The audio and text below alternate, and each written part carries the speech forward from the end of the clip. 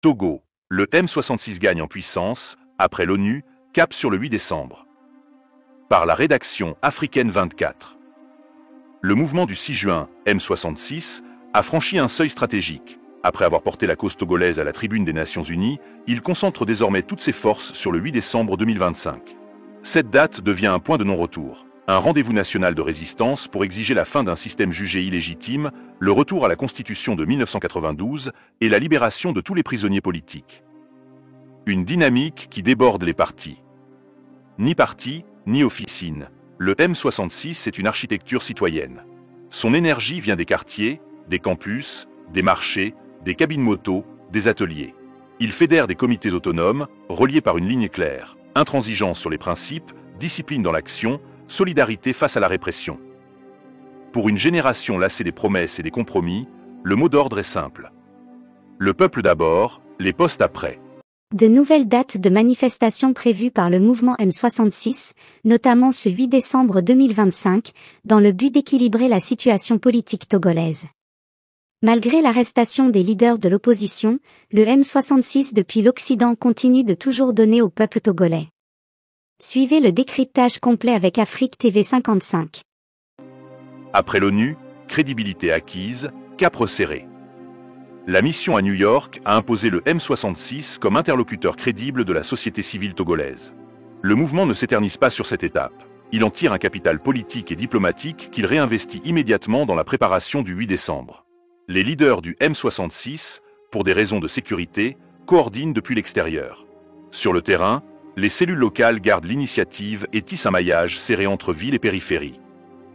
8 décembre, l'ultimatum social. Le 8 décembre n'est pas un simple rassemblement. C'est un ultimatum social articulé autour de 3 exigences non négociables. Démission du gouvernement jugé illégitime. Retour à la Constitution de 1992, limitation des mandats, séparation des pouvoirs, légitimité populaire. Libération de tous les prisonniers politiques. Visuels, tracts, lives, relais communautaires. La campagne est partout. Le slogan circule de bouche à oreille comme une consigne vitale. Le 8 décembre, le peuple reprend la parole. Face à la violence d'État, tenir, documenter, rendre le coup insoutenable. Les comités du M66 ne se font aucune illusion sur la brutalité institutionnelle. Ils y répondent par une stratégie de résilience organisée. Équipe d'observation citoyenne, réseau de juristes, soutien psychomédical, cartographie des incidents et collecte rigoureuse de preuves. L'objectif est clair, rendre tout abus coûteux politiquement, au pays comme à l'international. Le M66, ça fait peur, a lâché le ministre des Affaires étrangères Robert Dussey.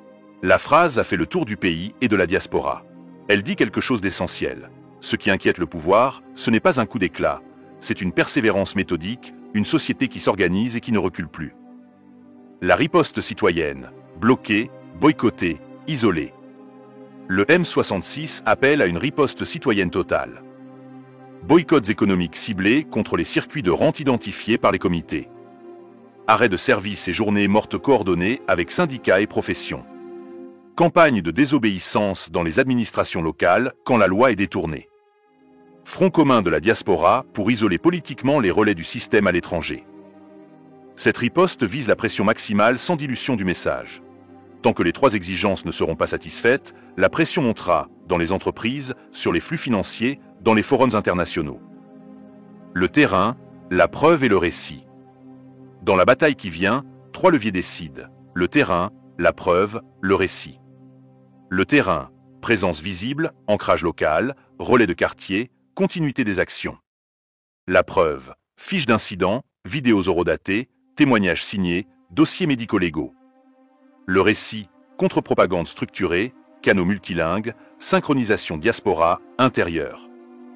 Le M66 a appris des échecs passés. Sans preuve, l'opinion s'érode. Sans récit, la preuve s'égare. Le 8 décembre doit produire des faits incontestables et un message intelligible pour le pays et pour le monde. Diaspora, multiplier les fronts, amplifier le coup.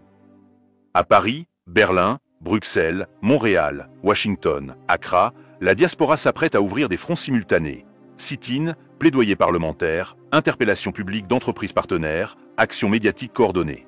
Le mot d'ordre, transformer chaque abus en enjeu international. Nous sommes loin, mais pas absents, répètent les coordinateurs. Le 8 décembre sera aussi une carte du globe, jalonnée de points de résistance qui renvoient vers la même source, Lomé. Prisonniers politiques, ligne rouge. La libération des prisonniers politiques n'est pas un thème parmi d'autres. C'est la ligne rouge. Nom, date, conditions de détention, grève de la faim. Les comités préparent des dossiers nominaux et des listes consolidées destinées aux partenaires internationaux et aux ONG spécialisées. Chaque cellule mobilise un cas et en devient responsable devant l'opinion. 1992, la boussole. Le retour à la Constitution de 1992 n'est pas du fétichisme juridique. C'est une boussole politique, mandat limité, alternance possible, séparation réelle des pouvoirs, légitimité électorale. C'est le minimum démocratique exigé par une société qui refuse l'infini des règnements. Économie morale de la lutte. Le M66 ne promet ni miracle, ni raccourci, il assume l'économie morale d'une lutte qui prend du temps. Tenir, protéger, accumuler des preuves, coaliser les forces, frapper les points de rente, générer un coup politique durable pour toute autorité qui persiste dans l'arbitraire. C'est cela, gagner en puissance. S'imposer comme le centre de gravité du pays réel, celui qui ne signe pas d'arrangement mais impose des conditions. Le 8 décembre comme test national. Le 8 décembre mesurera 3 choses. La capacité du M66 à tenir la ligne partout, longtemps. La capacité du pouvoir à se confronter à un peuple organisé sans travestir le droit. La capacité de la communauté internationale à regarder en face ce qui se joue. Le Togo entre dans une épreuve de vérité. Le M66 ne cherche pas la permission d'exister. Il impose sa légitimité en la rendant incontournable. Plus de retour en arrière. Après l'ONU, le cap est fixé. 8 décembre n'est pas une date de calendrier. C'est un seuil historique.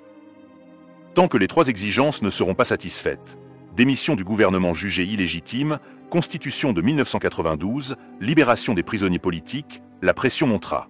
Jour après jour, lieu après lieu, preuve après preuve. On peut confisquer les urnes, pas une société qui s'organise. On peut bâillonner des voix, pas un récit national qui se réveille. Le M66 ne demande plus, il pose les conditions de la dignité. Le 8 décembre, le pays réel parle. Et il n'y aura plus de retour en arrière.